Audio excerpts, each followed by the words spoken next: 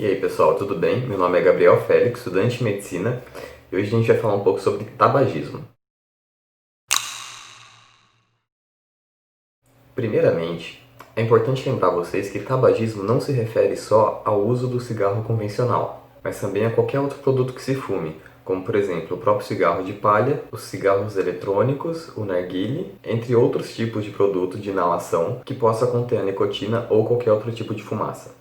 Mas antes de começar a falar do tabagismo especificamente, vamos falar um pouco sobre como funcionam nossas vias respiratórias. Bom, o ar que a gente respira, que vai entrar ou pela nossa boca ou pelo nosso nariz, ele vai passar por uma espécie de tubo chamado de traqueia, que ela vai descer até aqui mais ou menos no meio do nosso peito, e aqui no meio do nosso peito ela vai se dividir entre brônquio direito e esquerdo. Então, cada um desses dois ramos vão começar a se dividir ainda mais como se fossem galhos de uma árvore, que tem o seu tronco, que seria a traqueia, que se divide em dois, e aí esses dois vão começar a se dividir ainda mais como se fossem vários galinhos, até que se chega nas suas folhas. Aqui, vamos pensar naquela folha clássica de desenho de criança mesmo, que é meio redondinha nas laterais e pontuda, com um risquinho assim no meio que começa a se dividir para os lados. Só para conseguir dar o seguinte exemplo. Vamos pensar que essas ramificaçõezinhas da folha são os nossos alvéolos, que são a menor parte do nosso pulmão, que é onde ocorrem as trocas gasosas com o nosso sangue. Mas como assim?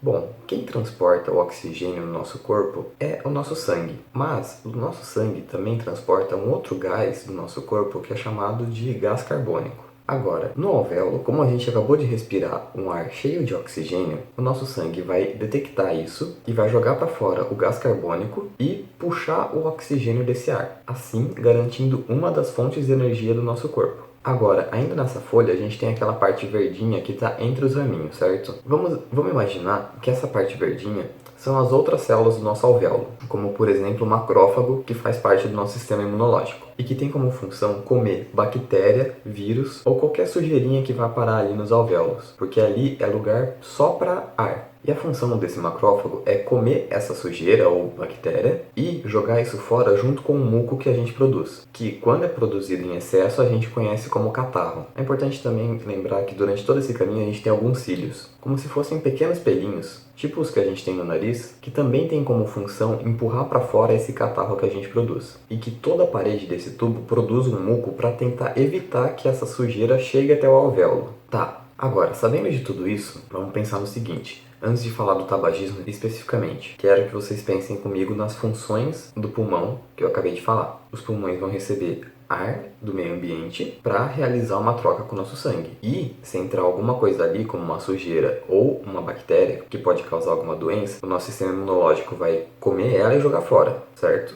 Tendo isso em mente, a gente sabe que o nosso pulmão precisa de um ar limpo para realizar essas trocas gasosas. E o que eu quero dizer com isso? Quer dizer que qualquer tipo de fumaça ou coisas diferentes de ar que entra no nosso pulmão podem causar alguma lesão. E por que eu estou falando isso? Porque vocês lembram que eu falei no começo do vídeo que não era especificamente só sobre cigarro. Qualquer produto que produza fumaça vai causar essa lesão no pulmão. Inclusive, ambientes muito poluídos ou até mesmo exposição por muito tempo à própria fumaça do fogão a lenha e no caso de algumas profissões, como no caso de quem trabalha com cerâmica. E no caso do cigarro eletrônico e do narguilé, que dizem ser uma fumaça limpa por ser vapor, existe um certo teor de nicotina e, por causa do uso de essências, existem estudos sugerindo algumas complicações, como um embolismo pulmonar gorduroso. Ou seja, por ser usado uma espécie de óleo, pode acontecer desse óleo passar para sua circulação e entupir a circulação do pulmão. Então essa fumaça não é tão limpa assim. Agora,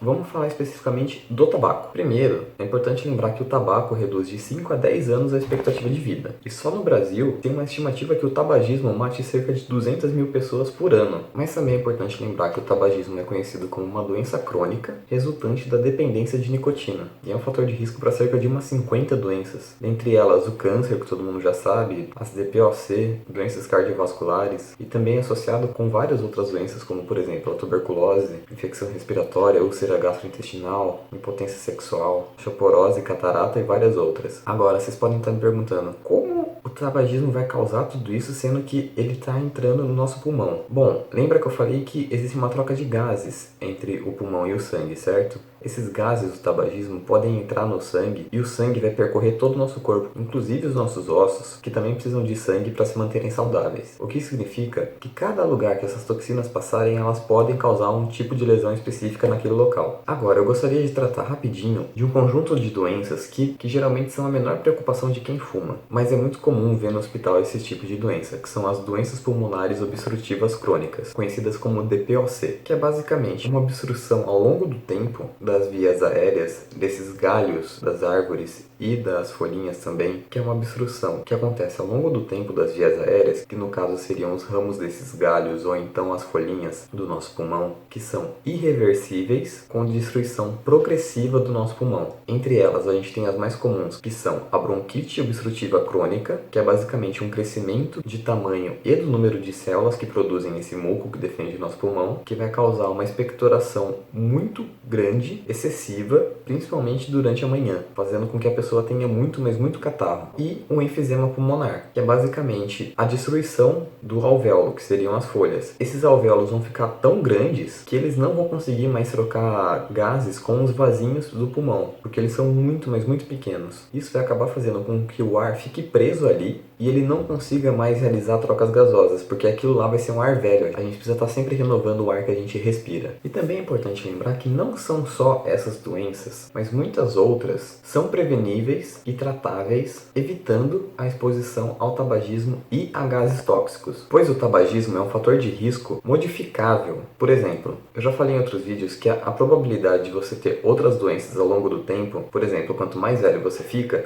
é absolutamente normal. Só que você não consegue mudar a idade do paciente, você consegue mudar os hábitos dele, como por exemplo, o tabagismo é um deles. E você retirando o tabagismo, você diminui um dos fatores de risco de várias doenças. Mas também é importante lembrar que o tabagismo é uma dependência química, então pode ser bastante desafiador parar com isso. Mas existe um tratamento oferecido pelo SUS. Se você não consegue parar de fumar sozinho, procura um tratamento especializado. Para informações mais detalhadas, procure o Disque SUS pelo número 136, que vai estar aparecendo aqui embaixo. E, para mais informações, existe a cartilha do Instituto Nacional de Câncer, que eu vou colocar na descrição do vídeo, que também tem bastante informação interessante para você que quer parar de fumar. E também o SUS disponibiliza medicamentos de tratamento para o tabagismo, como por exemplo, o adesivo ou a goma de mascar de nicotina e o cloridrato de bupropiona. E os benefícios de parar de fumar, lembrar que sempre vale a pena, em qualquer momento da vida. Mesmo que o fumante já esteja com alguma doença causada pelo cigarro, como um câncer, efizema ou derrame, a qualidade de vida depois que você para de fumar melhora em muito, variando de efeitos desde melhora na respiração até uma diminuição drástica de ocorrer problemas cardiovasculares, como um infarto, por exemplo. Portanto, quanto mais cedo você parar de fumar, menor o risco de adoecer. Então é isso, pessoal. Espero que esse vídeo tenha sido útil para vocês. Se vocês estão procurando parar de fumar,